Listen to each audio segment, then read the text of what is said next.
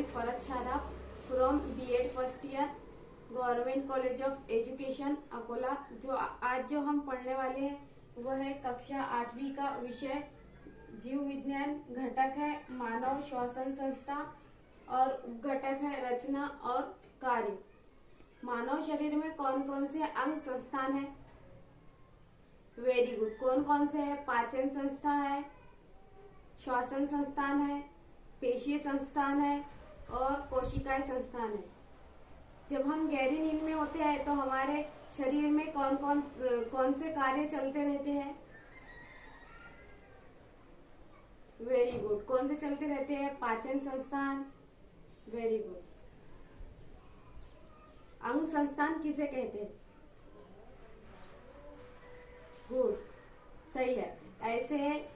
ऐसे अंग जो सामूहिक रूप से निश्चित कार्य करते हैं उसे अंग संस्थान कहते हैं। हमारे शरीर की कौन सी जीवन प्रक्रिया निरंतर रूप से चलती रहती है? Very good. कौन सी? दिल की गति चलती रहती है और हमारी सांस चलती रहती है, यानी हमारी श्वसन संस्थान चलती रहती है।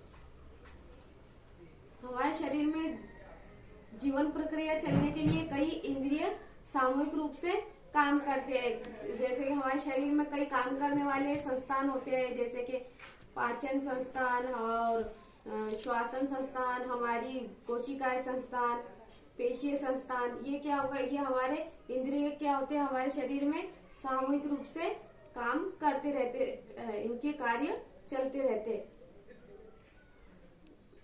मानव शरीर में जीवन प्रक्रिया चलने के लिए हमें ऊर्जा की जरूरत होती है और ये ऊर्जा जो होती है वो कोशिकाओं में तैयार होती है, जिसके लिए कोशिका को जो हम अन्न घटक लेते हैं और ऑक्सीजन लेते हैं उसकी आपूर्ति करनी पड़ती है। ये काम जो है वो श्वसन संस्था और रक्त परिवहन संस्था के द्वारा किया जाता है। आज जो हम देखेंगे वो है मानव श्वसन संस्था। इस विषय के बारे में हम आज देखेंगे। उसमें पहले आता है कि बहिश्वासन। बहिश्वासन क्या है?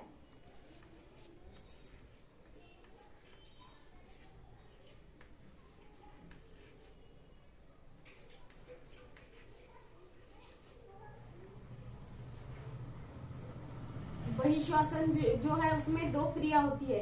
एक तो सांस लेना होता है और दूसरा सांस छोड़ना होता है, जो कि पहला है निश्वास। इसमें अ है निश्वास।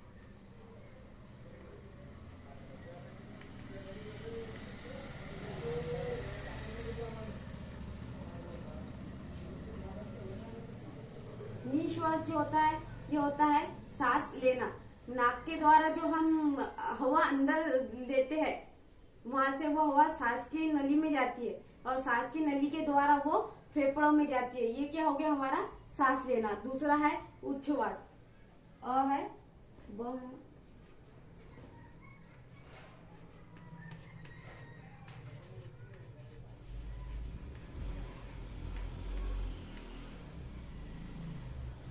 उच्छ्वास यानी कि सांस छोड़ना। जो हमने सांस ली थी, जो हमने हवा ली थी वो कहाँ पे जाती है? फेफड़ों में। जो वो ली गई जो हवा होती है वो फेफड़ों में जाती है और जो ऑक्सीजन होता है वो रक्त में जाता है। ऑक्सीजन कहाँ जाता है? रक्त में जाता है। रक्त क्या करता है? रक्त जो है वो शरीर का जो कार्बन डाइऑक्साइड वो फेफड़ों में पहुंच जाता है। जो रक्त में कार्बन डाइऑक्साइड होता है वो रक्त क्या करता है? शरीर उसको फेफड़ों में पहुंचाता है और जो हवा होती है वो हवा उच्छ्वास के द्वारा क्या होती है? हमारे बाहर फेंकी जाती है। और ये जो दोनों क्रिया होती है, एक तो सांस लेने की क्रिया और एक सांस छोड़ने की क्रिया, ये जो दोनों क्रिया होती है उसे बहिश्वासन कहते हैं। ये जो फेफड़ों के माध्यम से होने वाली ये जो दोनों क्रियाएं हैं इसे बहिश्वासन कहते हैं। उसके बाद जो आता है हमारा अंतश्वासन।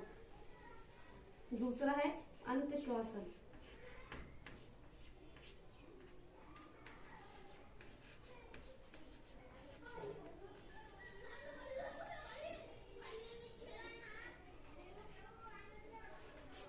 अंत श्वसन में जो भी हमारे शरीर की जो सभी कोशिकाएं और रक्त में जो होने वाले गैसों के जो आदान प्रदान होते हैं उसे अंत श्वसन कहते हैं। जैसे कि रक्त से जो ऑक्सीजन होती है वो कोशिकाओं में जाता है और कोशिकाओं से जो कार्बन डाइऑक्साइड जो होती है वो कोशिकाओं से रक्त में आती है। ये क्या हो गया फिर हमारे शरीर में ये क्या हो गया, इसमें अंत श्वसन हुआ, यानी कि गैसों का इसमें क्या हो रहा है, आदान प्रदान हो रहा है। जैसे कि रक्त से ऑक्सीजन जो है वो कोशिकाओं में जाता है और कार्बन डाइऑक्साइड कोशिकाओं से रक्त में आती है। ये होता है गैसों का आदान प्रदान। अब तीसरा है कोशिका श्वसन।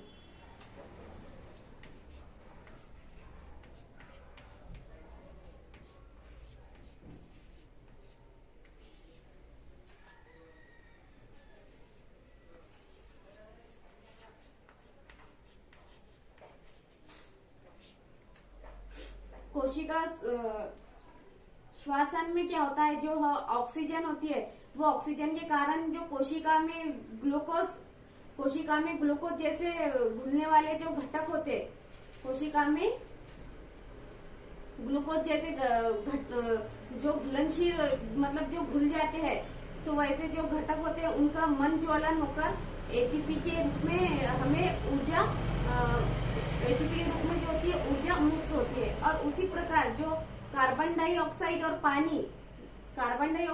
पानी होते हैं, ये निरुपयोगी पदार्थ तैयार होते हैं, यानी कि जो इस्तेमाल में न आने वाले ये पदार्थ तैयार होते हैं और वो बाहर छोड़ने की जो क्रिया होती है, जो हमें पदार्थ तैयार हुए हैं कार्बन डाइऑक्साइड और पानी, तो ये जो क्रिया हो रही है इसमें ये जो पदार्थ तैयार होते हैं वो क्या होते हैं, निरुपयोगी पदार्थ होते हैं, यानी इस्तेमाल में ना आने वाले पदार्थ होते हैं। इस क्रिया को कोशिकीय श्वसन कहते हैं। जैसे कि ग्लूकोज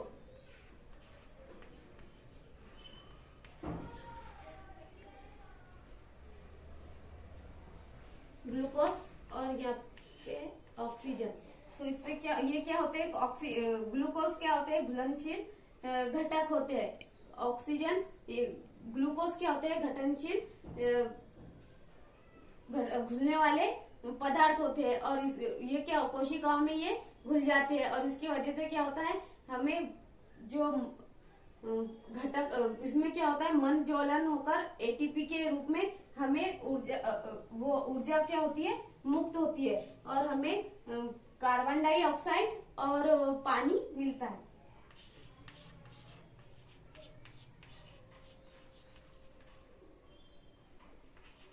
यहाँ पे ऊर्जा मुक्त होती है 38 एटीपी के रूप में ऊर्जा मुक्त होती है। अब हम उसके बाद में देखेंगे रचना और कार्य, मानव श्वसन संस्था के रचना और कार्य। उसमें पहला आएगा नाक।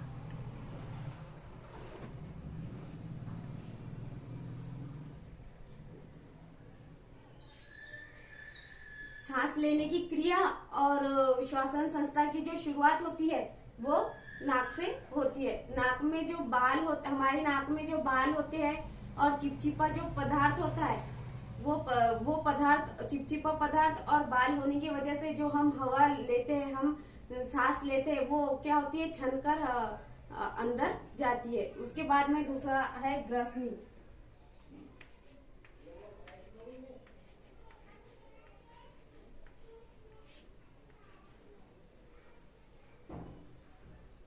जो ग्रसनी होता है, ये ग्रसनी से जो खाने की नली और जो सांस की नली होती है उसकी शुरुआत होती है। सांस की नली ये खाने की नली के थोड़ा आगे होती है। सांस की नली के जो ऊपरी भाग होता है, सांस की नली होती है, सांस की नली का जो ऊपर का भाग होता है उसे एक ढक्कन होता है।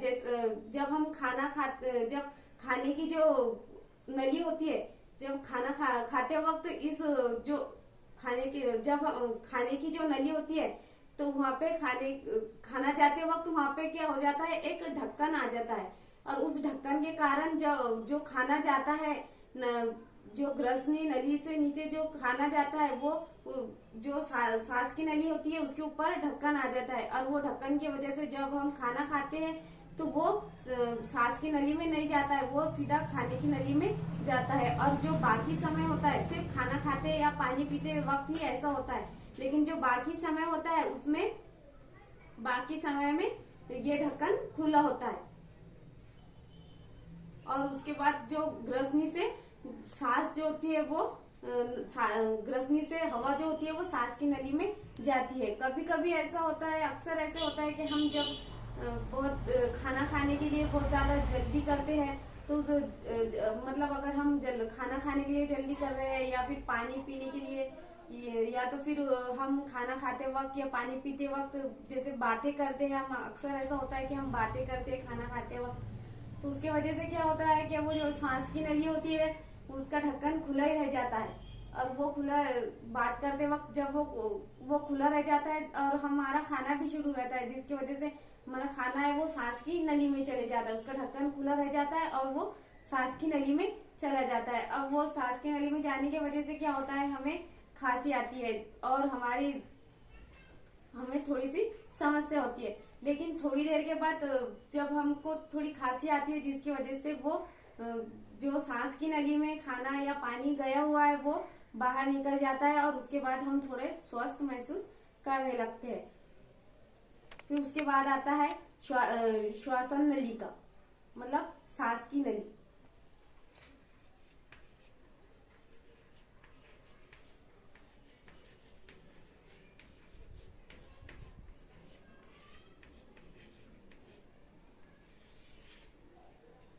श्वासन नलिका यानी सांस लेने की नली। जो सांस की नली होती है उसकी शुरुआती का जो हिस्सा होता है उसके नीचे क्या जो सांस की श्वासन नली जो होती है उसका जो शुरुआत का हिस्सा होता है उसके थोड़ा सा ऊपर आवाज निकलने की थोड़ी सी एक जगह होती है जिसकी वजह से जहां से आवाज निकलती है वहां का जो हिस्सा होता है वो थोड़ा सा फूला हुआ होता है। और छाती उससे श्वासन नली से थोड़ा नीचे क्या होती है, छाती होती है। छाती में सांस की नली के जो सांस की नली होती है छाती में थोड़ा नीचे सांस की नली दो शाखाओं में बांटी होती है। एक शाखा जो होती है वो दाएं फेफड़े की तरफ होती है और जो दूसरी शाखा होती है वो बाएं फेफड़े की तरफ होती है। तो उसके नीचे हम आएंगे फेफड़े के बाद है फेफड़ा।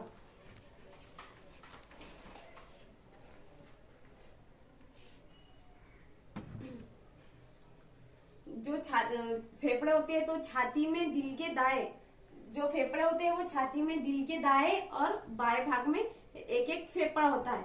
और छाती में ये छाती का जो बहुत सा हिस्सा होता है वो फेफड़ों से घिरा हुआ होता है, जिसकी वजह से हमें जो दिल होता है वो दिल हमें नजर नहीं आता, वो उसके ऊपर फेफड़े उसके ऊपर होते हैं जिसकी वजह से हमें दिल नजर नहीं आता, वो फेफड़ों की वजह से ढका होता है। जो फेफड़ा होता है फेफड़ा ये प्रत्येक फेफड़े पे क्या होता है एक परत होती है, दो परत होती है फेफड़ों पे, एक एक फेफड़े पे क्या होती है दो परत होती है और वो उसे क्या कहते हैं फुफ्फुसावन कहते हैं। जैसे कि फेफड़े क्या होते हैं स्पंज की तरह होते हैं और फेफड़ों के क्या होते हैं दो फेफड़ों के छोटे छोटे कुप्पियों फेफड़े छोटी छोटी कुप्पियों से बने होते हैं और उस कुप्पियों को क्या कहते हैं वायुकोश। इस तरह के कुप्पियों से वो बने होते हैं जिसे वायुकोश कहते हैं।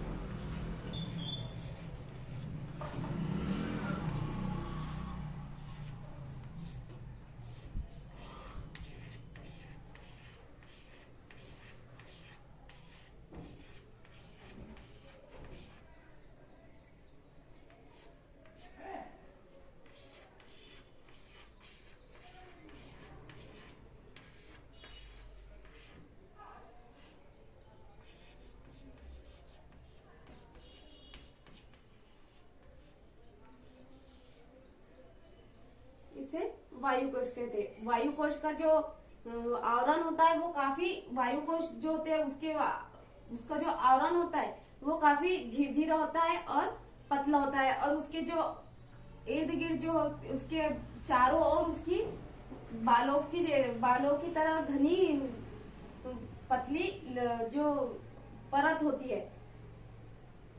और फेफड़ों में ये जो वायु कोश होते हैं, ये असंख्य फेफड़ों में वायु कोश होते हैं, जिसकी वजह से गैसों का आदान प्रदान होता है।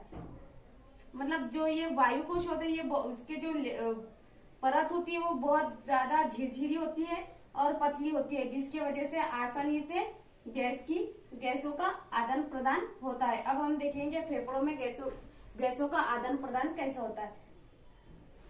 फेफड़े के जो वायु कोश होते हैं, फेफड़ों के जो वायु कोश के चारों ओर क्या होता है,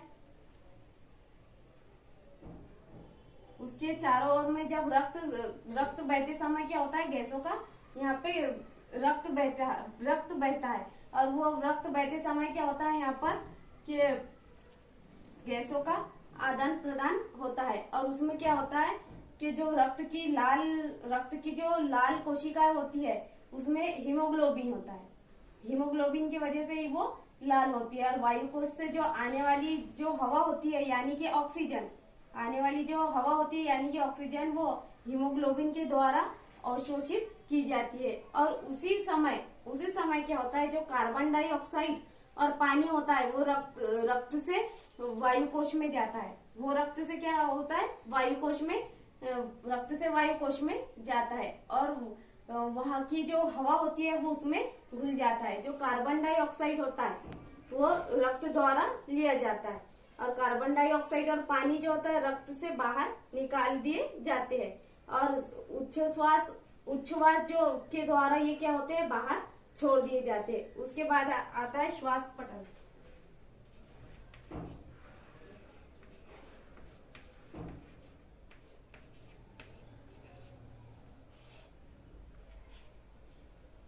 श्वास पटल जो होता है पसलियों से बना यह छाती के पिंजरे के निचले भाग में होता है। ये श्वास पटल जो होता है वो पसलियों से बना जो छाती का पिंजरा होता है उसके ये निचले भाग में होता है। ये एक पर्दा होता है, और ये इसे श्वास पटल कहते हैं। श्वास पटल जो है वो पेट और छाती के बीच में होता है। जो पेट होता है और पेट के बीच में जो छाती और पेट के जो ये बीच में होता है एक पर्दा होता है, उसे श्वास पटल कहते हैं। पसलियों का जो थोड़ा सा जो ऊपर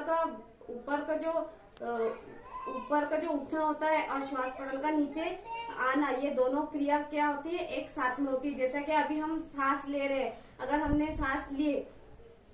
सांस ले रहे हैं तो हमारी जो ऊपर का जो भाग है, पसलियों का जो भाग है, तो वो क्या होगा, ऊपर होगा, और जो श्वास पटल है वो नीचे होगा। दोनों का जो ये क्रिया हो रही है, दोनों का जो एक साथ में हो रहा है, तो ये क्या हो रहा है, उसकी वजह से क्या होता है, जो फेफड़े होते हैं उसके ऊपर दाब आता है, जिससे बाहर की जो हवा होती है वो नाक के द्वारा फेफड़ों में जाती है। और जो पसलियां होती है, पसलियां अपनी जगह पर आने से क्या होता है, श्वास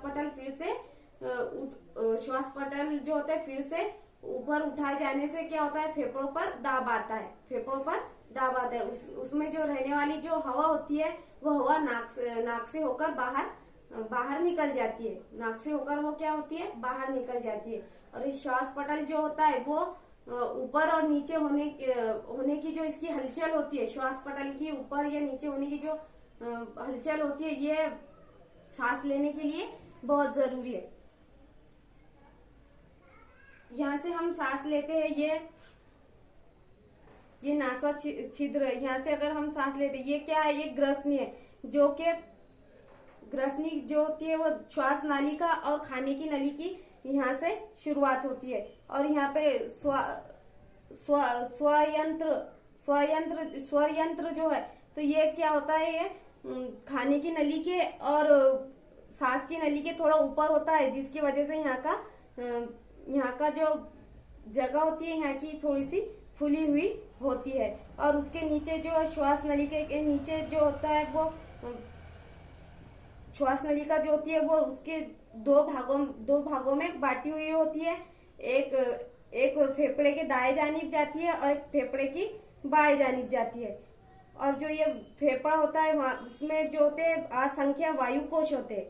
फेफड़ों में असंख्य वायु कोश होते हैं और उसके नीचे फेफड़ों के नीचे जो पेट के और छाती के जो बीच का हिस्सा होता है वहां पे श्वास पटल होता है। ये श्वास पटल जब हम सांस लेते हैं तो पसलियां ऊपर जाती है और श्वास पटल नीचे आता है। इसके वजह से क्या होता है कि जो कार्बन डाइऑक्साइड है वो आसानी से बाहर निकल जाती है और जो ऑक्सीजन होती है जो हम सांस लेते हैं वो आसानी से अंदर आ जाती है। ये जो श्वास पटल होता है ये पतला होता है और ये जो इसकी हलचल जो होती है वो बहुत सांस लेने के लिए बहुत ज्यादा जरूरी होती है।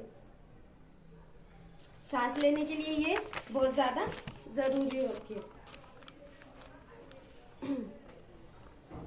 आपके लिए जो है वो स्वाध्याय लेखन है।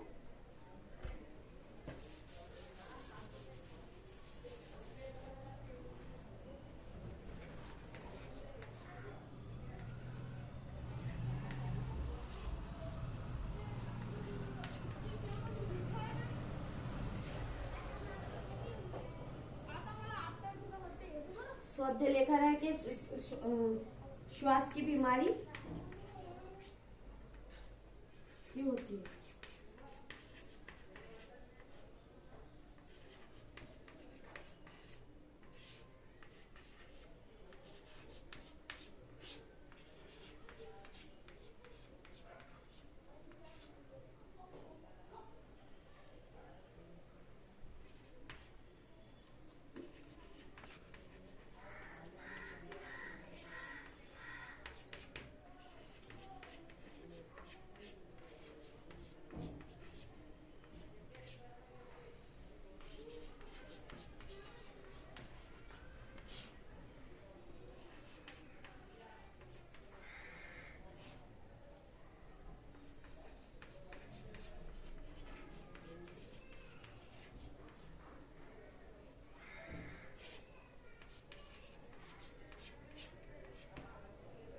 पहला है श्वास की बीमारी क्यों होती है